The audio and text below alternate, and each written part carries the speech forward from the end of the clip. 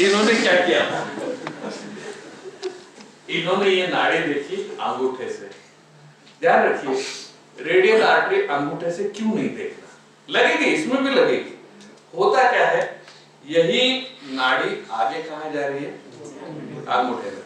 जब हमारा बच्चा, हमारे पिताजी, हमारी बहन, हमारा क्लासमेट सडन कार का धक्का लग गया, ट्रक का एक्सीडेंट हो गया, बिजली का शॉक लग गया, अलग होके गिर गया और सांस बंद है, हाथ बंद है, उस समय जब हम अपने इंसान को देखते हैं तो हमारे दिल की धड़कन सामान्य रहती है या घबराहट में बढ़ी रहती है? उस समय हमारी नाड़ी बड़े जोर जोर से चलते रहती है। और उस समय जब हम अंगूठा लगा के देखते हैं तो किसकी नाड़ी महसूस कर रहे हैं, अपनी खुद की। उस समय मरा हुआ आदमी भी आपको भ्रम देगा कि वो जिंदा है। अंगूठे से नाड़ी कभी भी देखने का नहीं, समझे कि नहीं समझे? तो नाड़ी देखेंगे ऐसे, ठीक है। अब कई बार ऐसा होता है, शॉक की स्थिति में हादसा जब हो जाता है, बीपी डाउन हो जाता है, तो ये छोटी नाड़ी लगती नहीं है। उस समय हम देखते हैं कैरोटिड आर्टरी, जो हमारे गले के हॉस्पिटल इधर है, ठीक है। गले पास ये जो मसल है, स्टर्नोक्लेडोमास्टोइड मसल, इसके सामने, और जॉ एंगल जहाँ पे है टर्निंग, इसके नीचे, यहाँ पे देखिए।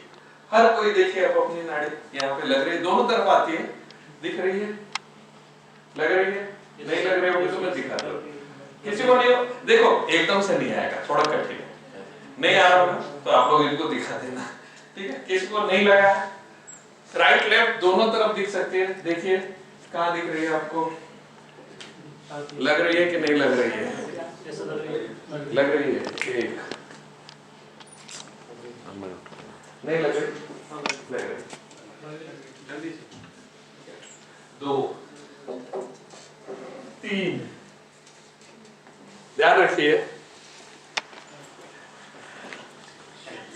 तीनों ने क्या गलती की, दोनों आर्टरी एक साथ देखी, ये कभी नहीं। इंसान बेहोश है, मरने वाला है, हार्ट पंप नहीं कर रहा है, जैसे तैसे उसको प्राणवायु की पूर्ति हो रही है। अभी देख जिंदा है क्या, एक ने इधर से दबा दिया, दूसरे ने जो कुछ पूर्ति थी छोटी, दूसरी उधर से बंद कर दी, तो क्या हो गया, दोनों तरफ से पूर्ण 100% बंद करके ब्रेन का ब्लड सप्लाई, आदमी के बचने के चांसेस ज्यादा है या मरने के? इसलिए ये नाड़ी दोनों एक साथ कभी भी देखने का। देखो हम भी ये चीज कोई आसमान से पढ़ के नहीं आए थे, हमने भी ये बेवकूफी की थी, ठीक है। आपको पढ़ाया ही नहीं किसी ने, मेडिकल साइंस आपको विषय है नहीं, इसीलिए तो पढ़ाने में आया हूं, नहीं तो आता क्या, जो मालूम नहीं वो मालूम कर लेना हमको और अपने आप में सुधार लाना है। इसी को तो एजुकेशन कहते हैं कि हम जिस लेवल पे थे उससे हमारा नॉलेज थोड़ा ऊपर जाना चाहिए। तो नाड़ी ये देखेंगे, जब ये वीक लगती है तो यहाँ पे देखेंगे, सावधानी ये बरतना है, दोनों नाड़ी एक साथ देखने का नहीं। फीलिंग में एक फीलिंग और कर सकते हैं, व्यक्ति की सांस चल रही है कि नहीं, नाक के पास उंगली ले जाइए, यदि हवा का आवागमन कर रहा होगा तो क्या होगा, स्पर्श से पता चल जाएगा। फिर लिसन में ये हो गया लुक, फिर लिसन। लिसन में मतलब हम सुन रहे हैं, तो कान से यहाँ पे सुन सकते हैं, सांस चल रही है, और डायरेक्ट छाती पर कान लगा के देख सकते हैं हार्ट चल रहा है कि नहीं चल रहा। इतनी बात समझ में आ गई। अब इन तीनों चीजों से पता चल गया कि इंसान का हार्ट और सांस बंद है। इस निष्कर्ष से पहुंचने के बाद वहां से निकलिए मत, तुरंत अब आपको इस व्यक्ति को अस्पताल पहुंचाना पड़ेगा। इस व्यक्ति को अस्पताल पहुंचा के इमरजेंसी ट्रीटमेंट में ही ये बचने वाला है, और तब तक उसको जिंदा रखने के लिए हम कौन सी क्रिया करने वाले हैं? अब पूरे क्लास में या पूरे मोहल्ले में या पूरी बस्ती में आपने ही सिर्फ सीपीआर अटेंड किया है, यदि सोए नहीं होंगे क्लास में तो, ठीक है, जो सो गए तो उनका तो मालूम नहीं, ठीक है। तो उस व्यक्ति की जिम्मेदारी है कि वहां से निकले नहीं, क्योंकि बाकी लोगों को तो सीपीआर आएगा नहीं जिन्होंने क्लास नहीं की है, ठीक है। तो आप वहां से हटेंगे नहीं, आप तुरंत किसी और को बोलेंगे कि डॉक्टर को फोन करो, एम्बुलेंस बुलाओ, कुछ भी करो, क्योंकि आप देखिए, आप यदि वहां से हट गए, किसी को सीपीआर आता नहीं है, ब्रेन काम करना बंद कर चुका है, ठीक है। ऐसी स्थिति में किसी भी डॉक्टर को बुलाने के लिए कितना मिनट लगेगा? डॉक्टर बाजू के घर में है, मान लीजिए वो तैयार भी हो गया, लेकिन आपका संदेश जाएगा, वो समझेगा, अपने बैग लेगा, स्टेथोस्कोप लेगा, कार से निकलेगा और आपके घर में आएगा दरवाजा खोल के, कितने मिनट लगेंगे?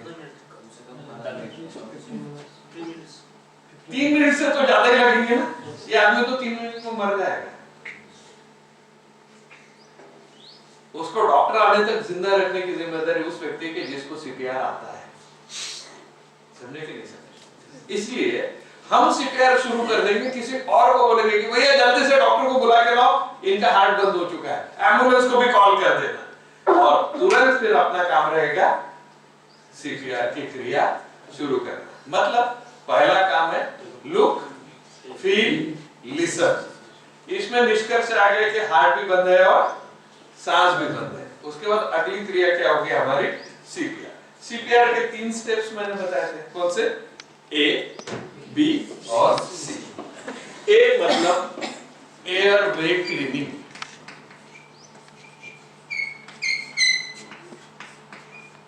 एयरवे क्लीनिंग मतलब क्या करना है? सबसे पहले सांस के मार्ग को साफ करना है और खुला करना है। मान लीजिए स्विमिंग पूल में कोई डूब गया है, उसको बाहर निकालना है। उसके फेफड़े में पानी रहेगा, मुंह निकालना पड़ेगा। मुंह में कुछ है, पान तंबाकू खा के आया हुआ है और डैश हो गया, बेहोश हो गया, अस्पताल में लेके आए या अपने डिपार्टमेंट के सामने लेके आए, यहीं पे हो गया एक्सीडेंट, देखा है कि पूरा बेहोश है, सांस बंद है। अब यदि ऐसे हड़बड़ाहट हम सांस फूकेंगे तो क्या होगा? वो सुपारी कहाँ चली जाएगी? सांस के पाइपलाइन, और सांस के पाइपलाइन बंद होकर आदमी मर जाएगा। तो सबसे पहले क्या करना पड़ेगा? मुंह के अंदर कुछ है तो उसको निकालना पड़ेगा, एयरवे क्लीनिंग। ठीक। अब इसके बाद एक और चीज ध्यान में रखिए कि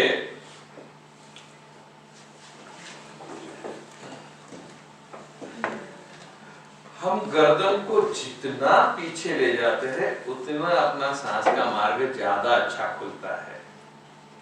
जितना पीछे ले जाएंगे तो इस व्यक्ति को तकिया देंगे या नहीं देंगे? नहीं देंगे। क्यों? तकिया देने से गर्दन किधर आती है? आगे की ओर आती है। तकिया देना नहीं। तकिया देना ही है तो पीठ के नीचे 2 कंधों के बीच में दीजिए। इसमें गर्दन और अधिक पीछे जा सकती है। तकिया देना ही है तो कहां रखना है? कंधों के बीच में, पीठ के नीचे, ताकि। लेकिन सिर के नीचे तकिया रखना देना नहीं। क्या मेरी बात समझ में आ गई? ठीक है।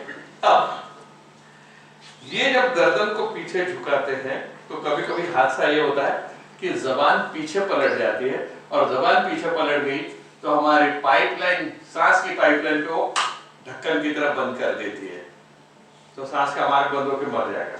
ये हादसा होना नहीं चाहिए, इसलिए क्या करते हैं, यहाँ का जो जबड़ा है नीचे का, यहाँ पे ऐसे दबा के फिर हम गर्दन को पीछे करते हैं। गर्दन यहाँ पे दबा के जब गर्दन को पीछे करते हैं तो हमारी जबान कभी पलटेगी नहीं। ऐसा करके पीछे कर दिया।